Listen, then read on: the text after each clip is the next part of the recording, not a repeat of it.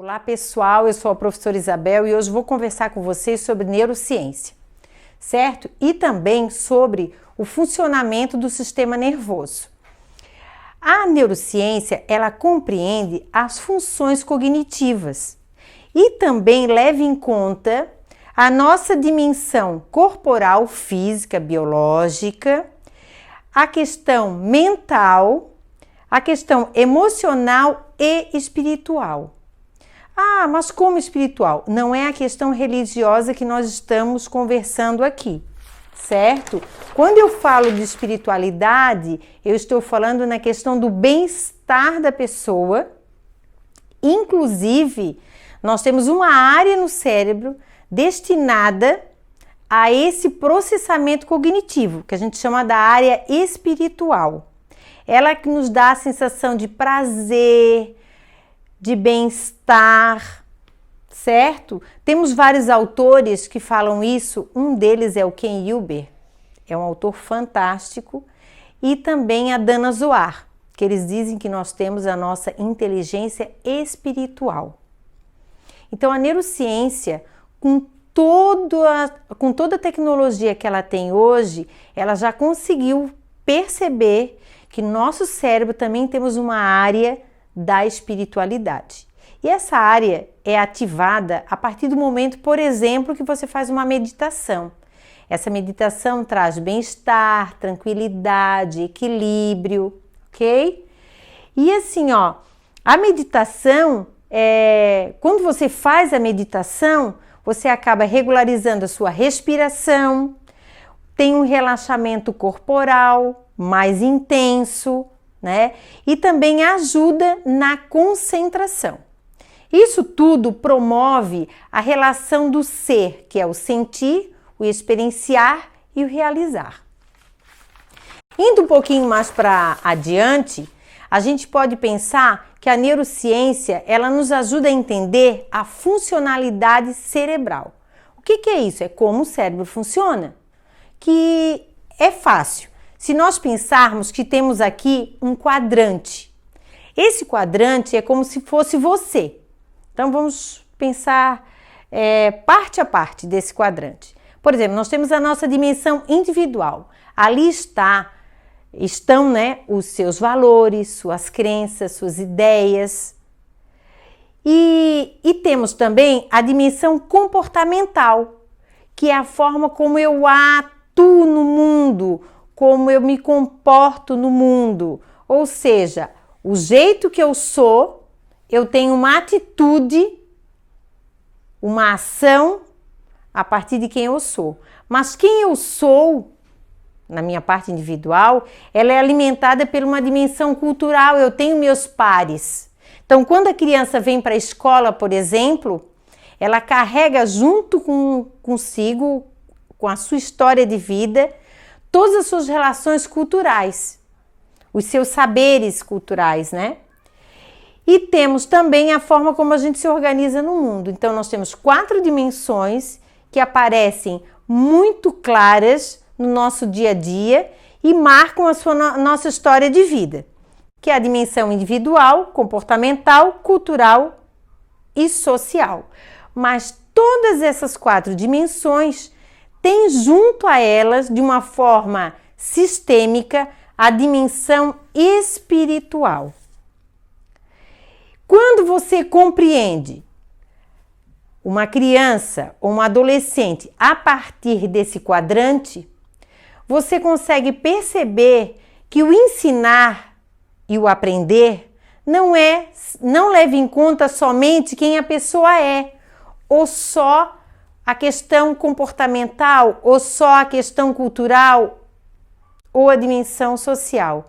Há um conjunto sistêmico complexo que envolve a questão da aprendizagem. Então, a neurociência, ela vem dizer que cada dimensão dessa aqui é fundamental para se garantir que um outro aprenda.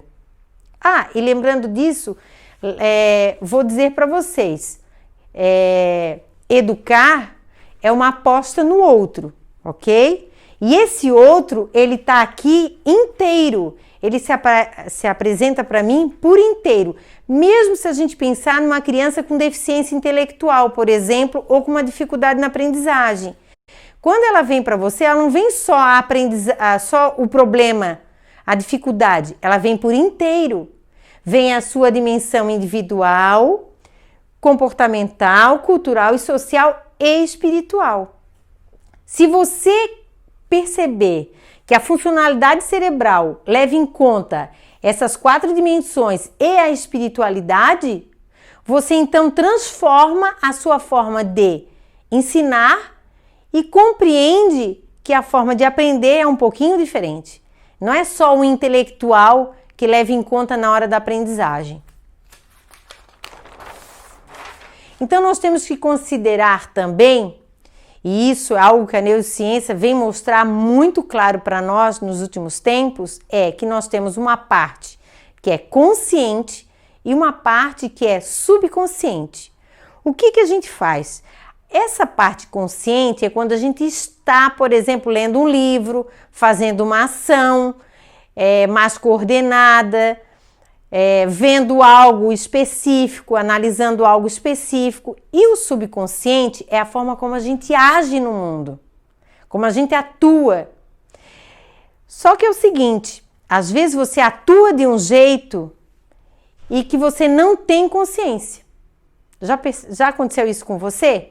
Sabe, com alguns professores a gente fala o seguinte: crianças, vamos jogar o lixo na lixeira, vamos reciclar o lixo, vamos separar cada elemento em lixeiras adequadas. Isso tudo é a tua forma consciente falando. Agora, na hora do recreio, por exemplo, você está lá, livre, e aí você pega e joga a casca de banana na primeira lixeira que aparece na sua frente. De forma inconsciente, você coloca em xeque tudo aquilo que você explicou para o aluno, se algum deles observar o que você fez.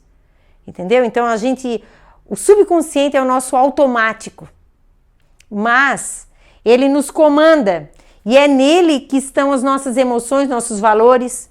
O importante é saber que esse subconsciente pode ser reprogramado. Isso é muito bom. A gente perceber que o jeito como a gente se comporta no mundo pode ser modificado. Isso vale também para uma criança com qualquer comprometimento. A forma como ela age no mundo pode ser modificada. Além disso, nós temos que considerar que a funcionalidade cerebral, ela evolui a partir de 2 fatores muito importantes. A questão filogenética, que é toda a evolução do homem, né, desde a pré-história até agora, que é o homem da internet, o homem da tecnologia, e a questão ontogenética, que ela é construída a partir das relações que eu tenho no meio ambiente, as relações culturais, sociais, certo? Essas 2 condições aqui, tanto a filogenética quanto a ontogenética, elas marcam quem nós somos. Ela é condição para dizer quem você é. E aí ali é onde a gente materializa as nossas crenças, os nossos valores, as nossas atitudes, se nós somos preconceituosos, os conceitos que nós temos. Então, isso tudo é construído dentro do cérebro. Vejam bem, o cérebro. Imagine agora, a sua cabeça e lá dentro tem um cérebro, ok? Um órgão muito importante e que a funcionalidade dele vai depender das condições filogenéticas, ontogenéticas e da minha condição individual, comportamental, cultural, social e espiritual. Além disso, com uma chave, nós temos a parte da consciência e do subconsciente, que na verdade é o subconsciente que nos comanda. Por isso que a gente pode reprogramá-lo. Vamos adiante. Aí, vejam só, na nossa parte que nós temos que considerar ontogenética, olha o que nós temos aqui. Nós temos, no caso das crianças ou de um adulto, mas se eu for falar para vocês, professoras, a gente tem a zona de desenvolvimento real. É aquilo que eu já sei fazer sozinha, ou a criança já sabe fazer sozinha. É muito importante você descobrir na criança que tem uma deficiência intelectual, por exemplo, a zona de desenvolvimento real, aquilo que ela já sabe fazer, que pode ser alguma coisa na área do esporte, pode ser alguma coisa intelectual, pode ser alguma coisa mais da área criativa, certo? Eu tenho que descobrir qual é a zona de desenvolvimento real do meu aluno, aquilo que ele já sabe fazer sozinho. Quem diz isso não sou eu, é Vygotsky. Agora, eu quero que esse meu aluno aprenda, ok? Então, se eu acredito que o meu aluno aprende, eu tenho um potencial para ser desenvolvido. Então, nós temos aqui a zona de desenvolvimento potencial, que é o vir a ser. É aquilo que ela pode vir a ser. Então, essa criança com deficiência intelectual, ela pode vir a ler, ela pode vir a escrever. Agora, se eu não acredito nisso, como é que eu vou projetar esse futuro? Certo? Então, o que acontece numa criança com deficiência? Assim, ó, nós colocamos uma limitação entre a zona de desenvolvimento real e a potencialidade dela. Nós botamos ali um limite. Ah, não, eu acho que ela só vai aprender tal coisa. A gente coloca um limite. Mas na nossa mente, pela complexidade que eu acabei de apresentar para vocês, existe muita coisa importante que ocorre nas sinapses e que eu não posso demarcar a trajetória de aprendizagem de uma pessoa. Agora, se eu tenho uma postura diferente, que é acreditar que essa zona de desenvolvimento potencial ela é infinita, aí abre um distanciamento entre a zona de desenvolvimento real e a potencial. E aí que vem a parte importante que eu quero falar para vocês. Nessa distância aqui, a ação do mediador é fundamental. O que esse mediador vai fazer? Ele vai construir, através da linguagem, zona de próximos desenvolvimentos. O que são zonas de próximos desenvolvimentos? É esse espaço aqui, ó. Quando eu vou ensinar algo novo para o meu aluno, há um movimento de ida e volta ao real, ó. É como acontecesse isso mesmo, é como se isso acontecesse, essas voltas, ó. Certo? A ação do mediador é nisso que ele vai trabalhar. Ele vai gerar zona de próximos desenvolvimento. Ah, mas meu aluno não aprende, ele tem deficiência intelectual. Gente, o nosso cérebro é a caixinha, lembra lá? A caixinha cheia de surpresa? Ok, o nosso cérebro, eu vou explicar bem mais detalhado isso ainda hoje, mas ele tem uma capacidade espetacular, certo? De se organizar para dar uma resposta. Mas para isso, eu e você, enquanto professoras da educação básica, nós temos que gerar no nosso aluno, enquanto mediadoras, algo que se chama necessidade. Se a criança não tem a necessidade, ela vai continuar como está. Os neurônios, eles funcionam assim, eles se acomodam. As sinapses, elas funcionam assim. Se está tudo bem, elas se acomodam. Agora, se você gera uma necessidade cognitiva nesse sujeito, a partir da sua mediação, você vai estar gerando zona de próximos desenvolvimento. E o que o cérebro vai fazer? Ele vai rapidinho tentar se organizar para dar conta de uma resposta. Então, esse movimento é, assim, talvez seja a coisa mais linda que eu tenha para dividir com vocês sobre neurociência. Que a neurociência, ela compreende isso. O nosso cérebro, ele se auto-organiza a partir da geração de uma necessidade. Ah, Isabel, que necessidade é essa? Já vou explicar. Como faz isso? Também. Vamos lá, vamos continuar. Assim, ó, voltando aqui à nossa consciência, para a gente compreender o valor da mediação, nossa consciência é o aqui e agora, tá? Envolve a escrita, a leitura, o movimento, são coisas que você vai externalizar.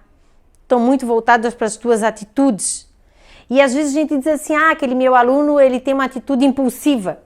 Lógico, é o subconsciente controlando, né? Controlando ele. Agora, quando você faz uma mediação para essa criança baixar um pouco essa impulsividade, aí ela começa a ter isso como uma atitude consciente. Vamos lá. Agora, o subconsciente é o nosso piloto automático, né? O bom é que facilmente a gente consegue acessá-lo pela mediação. E é lá, né, que tem as crenças, os valores, as ideias, os preconceitos que eu internalizei. Eu já falei em outra live aí sobre a questão da autoestima. Então, a criança hoje, com uma deficiência, ela está em sofrimento constante na escola. Sofrimento pelos pais que criticam ou exigem demais, os professores que às vezes colocam alguns rótulos, dos amigos que fazem bullying, discriminam. Então, quer dizer, essas crenças, esses valores, a partir das relações com os outros, a criança vai incorporando como uma verdade. E o seu subconsciente, então, começa a agir dessa forma. Então, quanto mais você diz que o guri é bagunceiro, mais bagunceiro ele vai ser. Você realmente não aprende, ele realmente não vai aprender, porque você não está gerando necessidade, você está reforçando aquilo que ele acha que é. E que os outros também acham isso dele. Então, isso é muito forte, gente. É realmente para a gente estar pensando um pouco. Então, olha só, como é que a gente faz a reprogramação cerebral? Vejam bem, eu construí aqui uma bonequinha, ó. Essa aqui é você, professora. Que eu ainda estou trabalhando com o ensino fundamental. Vejam bem, nós conseguimos fazer a reprogramação cerebral através da mediação. O que é mediar? É fazer perguntas. É fazer as perguntas certas para a criança. E aí, nessas perguntas, eu vou gerando nela um significado. E também faz com que ela pense em algo que não está ali, em algo ausente, certo?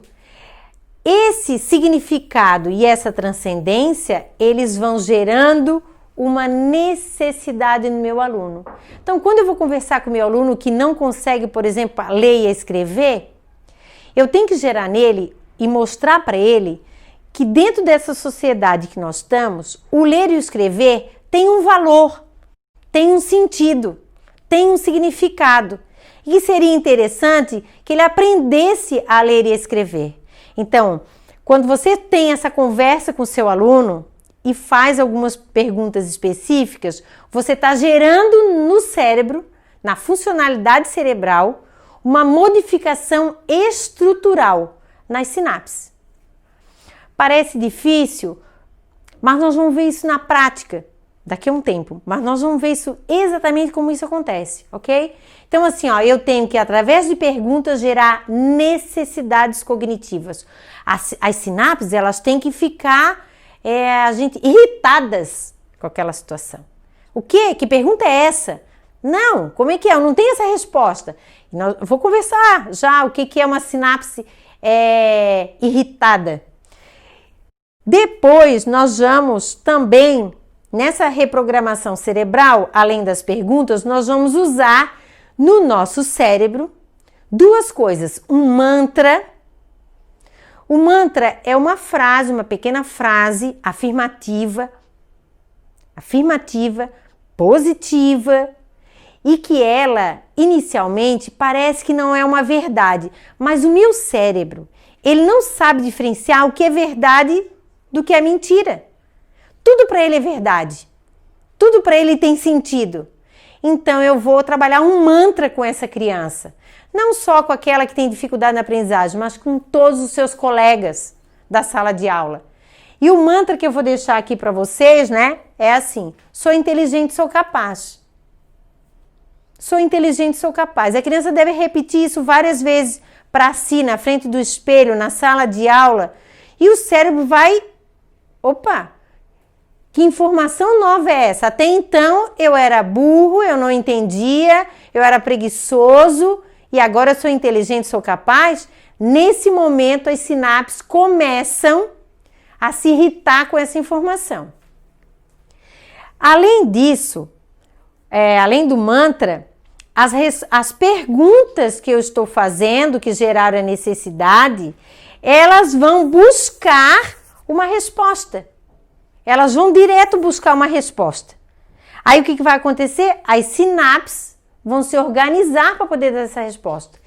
E aí acontece lá dentro do nosso cérebro, como se fosse uma coisa mágica, realmente mágica, a sinapse, que já tinha um caminho certinho para percorrer, ela gera uma necessidade de percorrer um caminho diferente. É como se a gente estivesse dirigindo um carro para ir para o trabalho. Todo dia, eu sou assim, tá? Eu não dirijo muito bem. Então, o que eu faço? Eu vou sempre no mesmo caminho. Só que esses dias eu fui por esse caminho e a rua tinha um buraco e estava mandando todo mundo voltar. E aí, o que aconteceu? Eu tive que buscar uma outra alternativa, porque gerou uma necessidade, porque senão eu estava acomodada. Então, essa relação social é a mesma coisa que acontece no cérebro da gente também.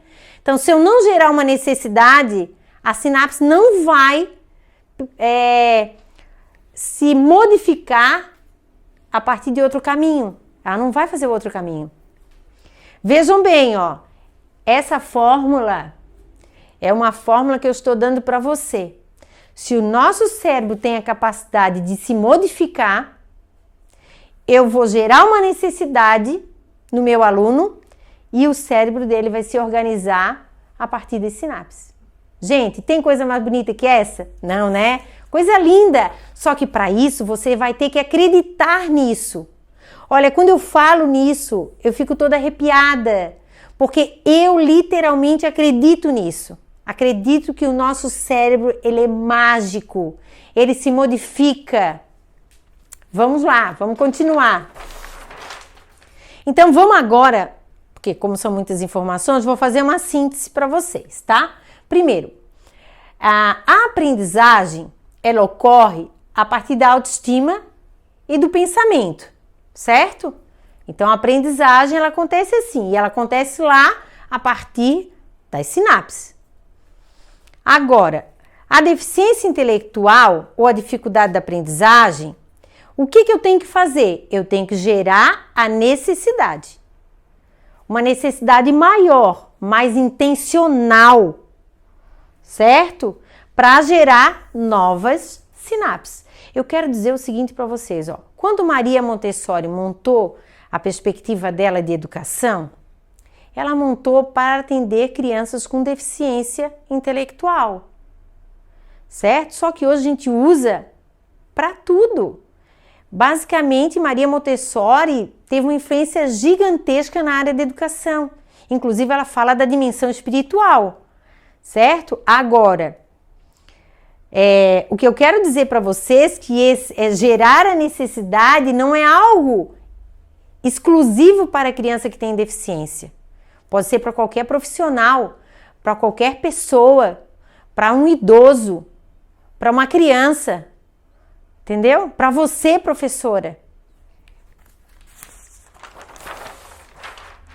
Agora vamos fazer uma coisinha assim mais prática para ver se isso fica mais claro para vocês, certo? Então, vamos fazer algumas perguntas. Se eu vou trabalhar uma tarefa qualquer para o meu aluno, mesmo que ele acerte ou erre, eu posso mediar. Eu posso fazer a seguinte pergunta: como você fez isso? Quando eu faço essa pergunta para o meu aluno, como você fez isso? Ou seja, lá no cérebro vai ter uma irritação. Por quê?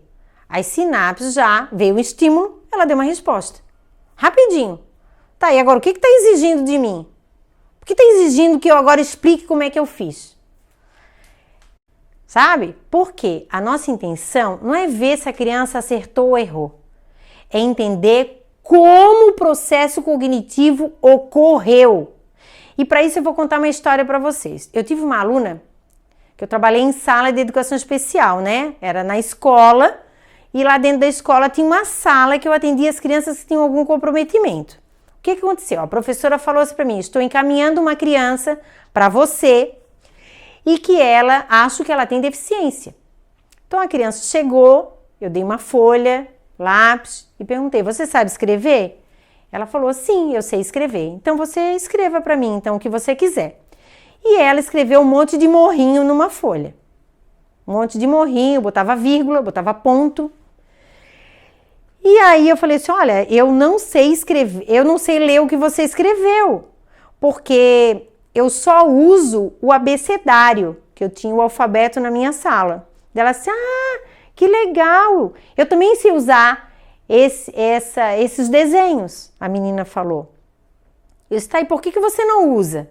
Ela disse, eu não uso porque para escrever com essas letras do abecedário, eu levo muito tempo. E a minha professora disse, se a gente não copiar tudo do quadro, eu não vou para o lanche. Então, rápido, eu só sei copiar de morrinho. Gente, quando eu fiz a pergunta para a criança, ela me explicou, eu comecei a mediar a situação. Comecei a entender por que ela agia daquela forma. E perguntei, por que você faz assim? Por que, né? Qual o significado desses morrinhos? Comecei a compreender. Né? Então, ela construiu um código basicamente para cada palavra, para cada tamanho de palavras, para poder escrever no caderno mais rápido. Olha só. Então, assim, a criança, quando ela vai explicar, você entende a lógica, como é que ela construiu aquele raciocínio, mesmo que ela tenha acertado e errado. Por exemplo, hoje mesmo, na minha aula, que eu dei para as crianças, que foi de forma virtual, eu perguntei para eles sobre pares e ímpares. Eu expliquei, fiz toda a explicação e depois eu disse, vou dar um número, 53. Aí eu pedi, é par ou ímpar? E a criança respondia, é ímpar. Mas não era isso que eu queria. Eu queria assim, por que é ímpar? Porque eu queria entender se ela tinha entendido a minha explicação. Então, os argumentos verbais dela sobre o que eu tinha perguntado vale muito mais a pena para mim do que assinalar uma questão se é par ou se é ímpar. Entendeu? Porque nós, os professores, verdadeiramente mediadores, estamos interessados no processamento cognitivo e não no resultado final. Sempre eu vou querer saber como aquela criança chegou àquele resultado. Então, essa pergunta é espetacular. Outra, que estratégia você usa para fazer essa tarefa? Eu quero saber. Eu quero vasculhar o cérebro dessa criança. Entenderam? Isso eu estou gerando uma necessidade, a necessidade dela pensar sobre o seu próprio pensamento. Isso tem um nome lindo, chama-se metacognição, que é pensar sobre o seu próprio pensamento, pensar sobre o que falou, pensar sobre o que fez. Outra perguntinha, sobre o que falamos, você conhece algo parecido?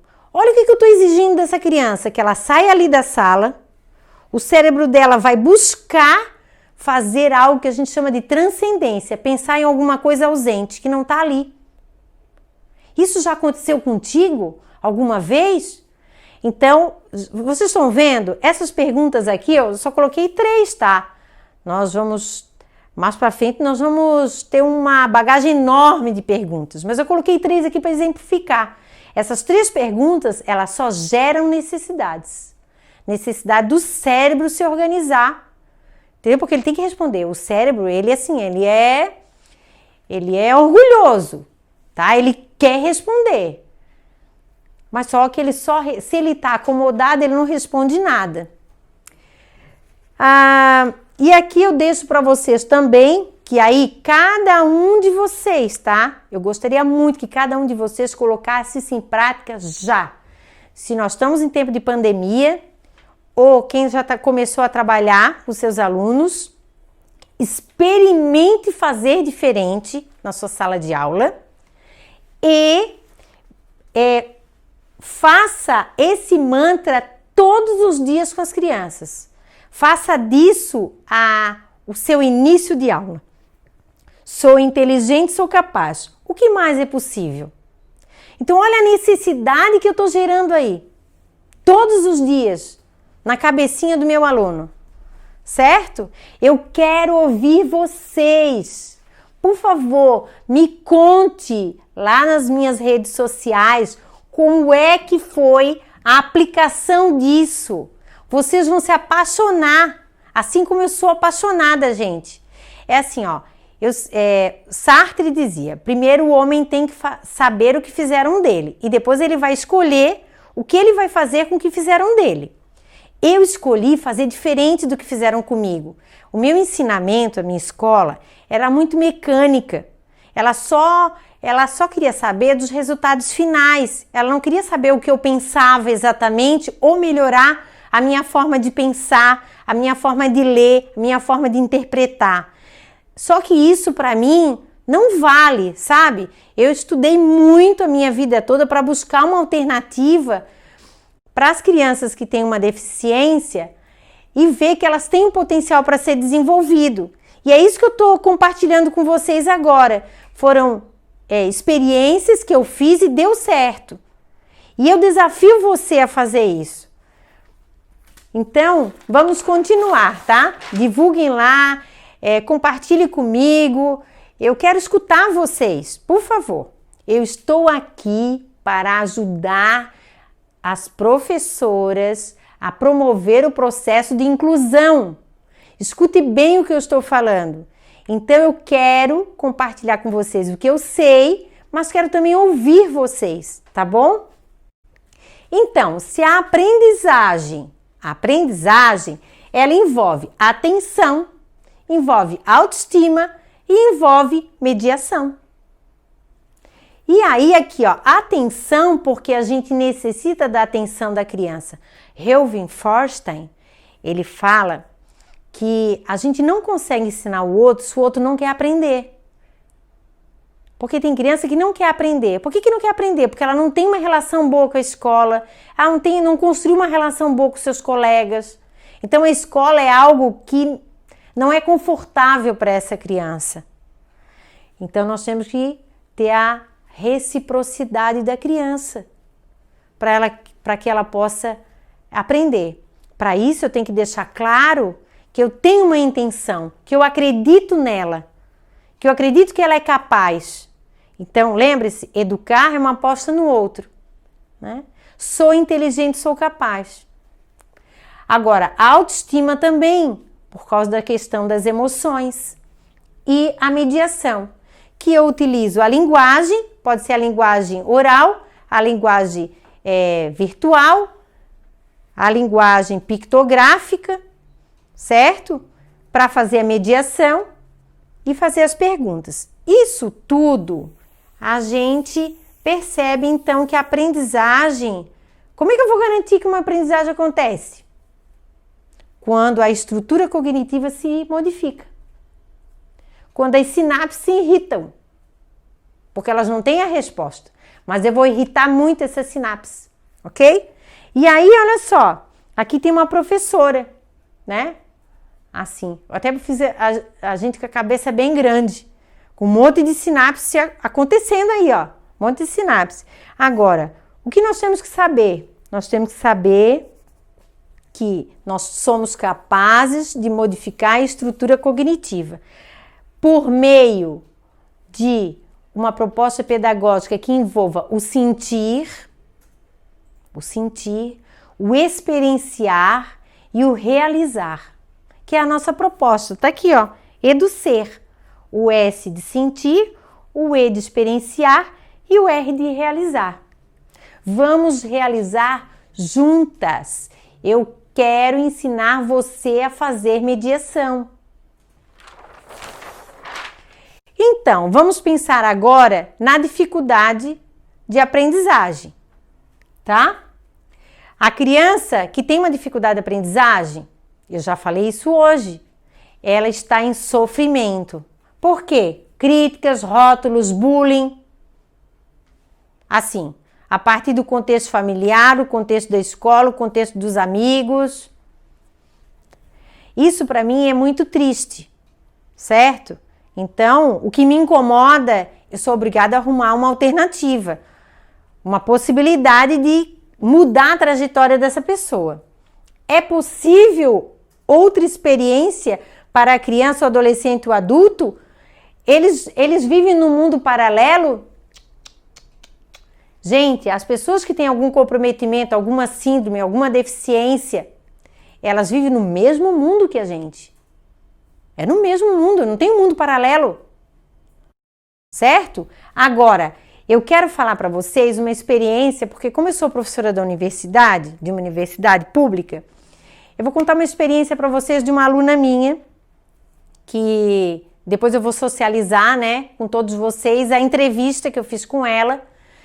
Ela é do curso de pedagogia e ela tem dislexia, diagnóstico de dislexia. Então, quando eu entrei na sala para conversar com ela, com a turma, eu vi que a turma sentava mais ou menos assim, todo mundo nas laterais e essa menina no meio, toda aula. E de vez em quando essa menina assim dava uns gritos na sala, falava algumas coisas que não tinha nada a ver. E eu achei aquilo diferente, né?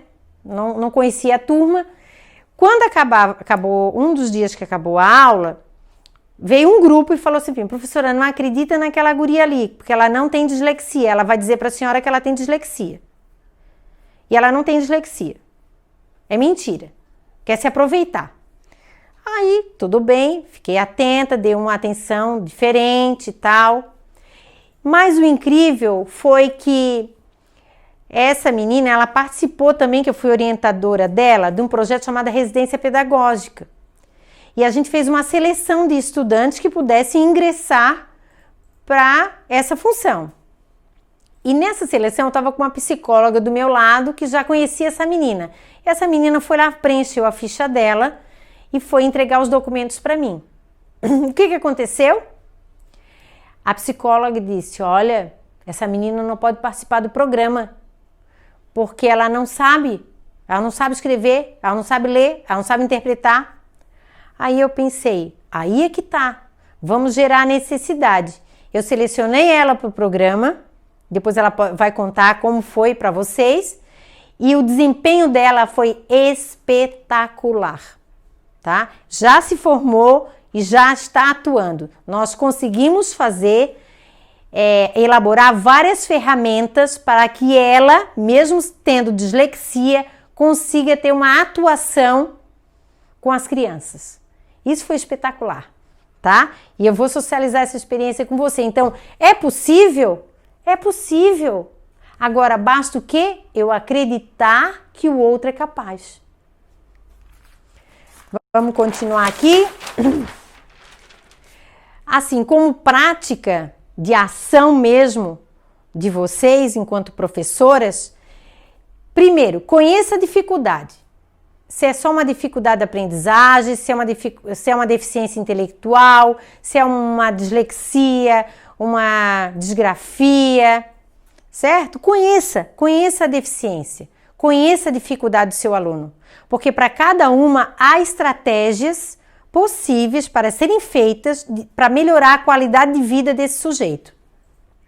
Depois, um diagnóstico adequado é fundamental, porque hoje tá muito fácil, gente, não sei se vocês vão se reconhecer nisso que eu vou falar, mas assim, ó, toda criança que faz bagunça virou hiperativa, toda criança que é mais tímida já se construiu um outro rótulo, toda criança que é mais brava já tem TOD, que é transtorno opositor. Então, colocar o rótulo é muito fácil. Agora, o desafio é o que fazer com essa criança. E para isso eu tô aqui. Toda a minha experiência eu vou estar passando para vocês, certo? E nós vamos atuar, nós vamos fazer a diferença. Agora, o trabalho cooperativo é fundamental. Ter parceria, fazer grupos de professores que discutam isso, que discutam possibilidades, que troquem as suas experiências. Identificar nessa criança um hobby, um talento. Essa minha aluna, ela era muito boa em fazer biscuit, entendeu? Eu adorava, porque eu não tenho essa habilidade fina, precisa, e ela fazia. Outra, os saberes pertinentes. O que são saberes pertinentes? É aquilo que tem sentido para mim. Então, assim, ó, qual é o saber pertinente da família, da escola e da equipe de especialistas? Estão todos, cada um brigando, ou eles estão em diálogo, em cooperação? Porque o centro disso tudo é a criança. Então, eu deixo isso para você pensar, né? Como é que está aí na sua escola a relação entre a família, a equipe que atende essa criança com deficiência e você e a direção da escola? Como é que tá? Tem que estar alinhado? Porque se não estiver alinhado, cada um tá para um lado e a criança tá perdida no meio de tudo isso. Outra recomendação que eu dou para vocês é o uso de florais. Tem vários tipos de florais no comércio, certo? E você pode tá sugerindo para os pais, ou mesmo tem mãe que está me assistindo, né? Pode comprar na farmácia. O floral, ele pode ser administrado por qualquer pessoa. Então, o uso do floral que chama floral de concentração e memória. Também é muito bom. Na minha escola, nós usamos florais com todas as crianças. Vários. Mas esse aí também. Especialmente na época de fazer as avaliações, as minhas conquistas. Meditação e relaxamento. Coloque isso na sua proposta pedagógica. Inclusive, eu vou disponibilizar daqui umas 2 semanas um pequeno e-book com 5 exemplos de meditação. Que é só pegar ali e fazer. 5 ideias diferentes eu coloquei, tá? A mediação e os mantras, o acolhimento, porque isso é muito importante, gente. Vejam bem. Quando perguntam assim, quantos alunos você tem? Aí você diz, eu tenho 20 mais um com síndrome de Down. Gente, essa criança, ela precisa se sentir pertencente a um grupo. Se você fala que você tem 20 mais um síndrome de Down, síndrome de Down não faz parte do grupo. Então, nós temos que mudar. Nós temos 26 crianças. Ou 20, coloca o todo, 23, 21. Não coloca a criança que tem uma deficiência num lugar separado nesse espaço. Porque, lembra, ela não tem um mundo paralelo. É na mesma sala de aula que ela está. Autonomia. Gente, ó, eu até risquei aqui com X. Não é para facilitar. Não é para facilitar a vida de quem tem um comprometimento intelectual. O que é isso, Isabel? Não, quando eu digo facilitar, não é para você ter atitude do tipo, tá explicando um tema para todo mundo e dar uma folha para ele riscar ou pintar um desenho. Não é isso. Não é essa a estratégia adequada. Certo? Então, assim, não é para facilitar, é para gerar necessidade. Outra, autoria. O nosso aluno com deficiência intelectual, ele não pode ser um copista, copiar tudo do quadro. Ele copia, o caderno tá cheio, mas ele não entende o que tem ali. Por que não entende? Porque você não gerou a necessidade. As sinapses estão confortáveis, porque a questão motora, elas estão muito bem, então tem a letra bonita. Mas se você não fizer a mediação, não vai ter uma reestruturação cognitiva.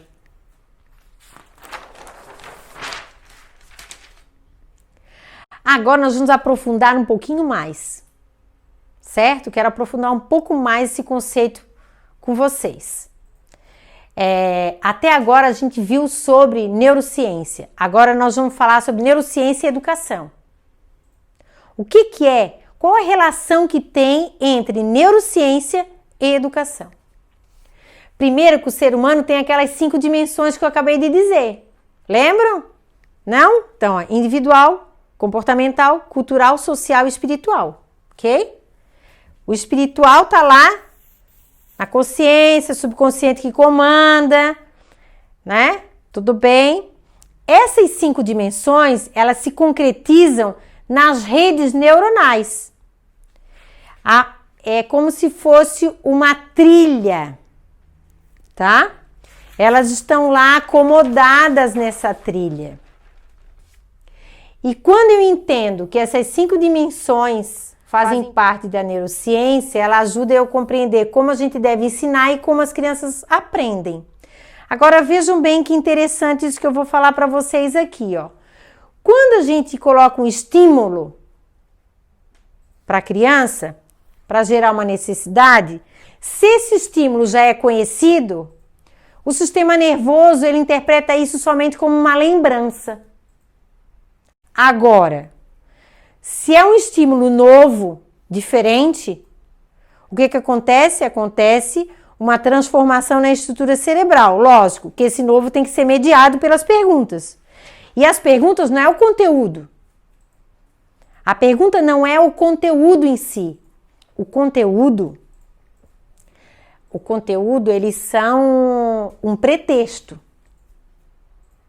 Agora, o que tem que ser feito é a parte cognitiva, como é que a criança está pensando. E as perguntas vão fazer a criança pensar. Então, como é que o cérebro aprende? Sendo provocado. Ele é provocado, tá? Então, as sinapses, a partir das experiências, ela então transforma a estrutura cerebral. Através da linguagem, do pensamento, da atenção, da memória, do subconsciente. E aí eu quero chegar na fórmula espetacular, né? A fórmula mágica. Vamos pensar assim. Como eu consigo modificar essas sinapses? Então, assim, chama-se plasticidade cerebral. É a capacidade que o cérebro tem de modificar as suas estruturas. E aí é o que a gente está falando aqui, ó, necessidade. Porque o cérebro tem a capacidade. Essa capacidade leva em conta os fatores genéticos e os fatores sociais das interações, ok? E aí, o que acontece aqui, ó? Esses fatores genéticos e sociais, que é a nossa capacidade, eu vou fazer a mediação ativa. Vou fazer as perguntas ali para o cérebro, para irritar mesmo as sinapses, ok? E aí as sinapses vão se organizar e vão dar uma resposta. Mas vejam bem, tem 3 coisas importantes que acontecem com as sinapses nesse momento que você dá um estímulo novo, que irrita ela, que é a irritabilidade, condutibilidade e contrabilidade. São 3 coisas. Aqui é que ele se irrita, quando ele detecta algo novo, certo? Então assim, gerou essa necessidade, veio alguma coisa nova, gerou algo novo. Aí eu preciso gerar uma resposta. Mas daí o que o cérebro faz? Ele vai conduzir essa sinapse para uma resposta. A partir dessa irritação, ele vai tentar se auto-organizar, porque o cérebro é organizado. Só que às vezes ele está no automático, né? Então a gente causa a irritação para que ele possa então sair daquele caminho e fazer um outro. Aí ele vai ser conduzido a uma resposta, mas essa condução aqui, de conduzir essa resposta, ela dá, quando ele sabe a resposta, ele vem no caminho contrário. A sinapse dá uma resposta no caminho contrário, porque ela precisa se auto-organizar. E aí é como se a gente tivesse o seguinte, a gente vai até um caminho com a sinapse e a sinapse volta para dar a resposta. Se ela foi, eu gerei a zona de desenvolvimento potencial. Eu gerei isso. Só que não todo o potencial, porque ela pode ir mais longe ainda para me dar uma resposta. Então, eu só gerei uma zona potencial. Gerei uma zona potencial. E ele vai se auto-organizando.